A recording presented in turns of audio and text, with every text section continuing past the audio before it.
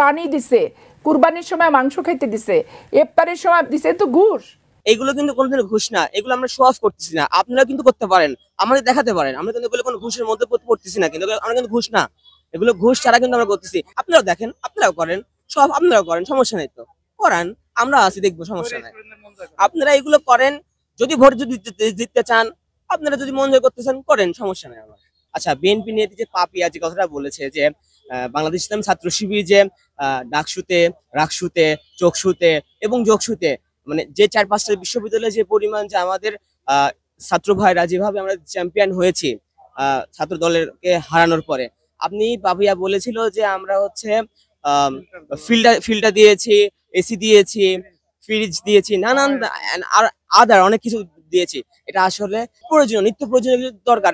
একটা হোস্টেলে বা একটা মেসে দেখতে পারেন যে একটা ছাত্র ভাইয়ের পানির সমস্যা হচ্ছে, একটা আমাদের বোনদের হচ্ছে ওনাদের একটা কাপড় চোপড় ধুতে হচ্ছে, ওনাদের একটা হচ্ছে ওয়াশিং মেশিন দরকার হচ্ছে। এগুলো প্রয়োজন, এগুলো আমরা দিচ্ছি।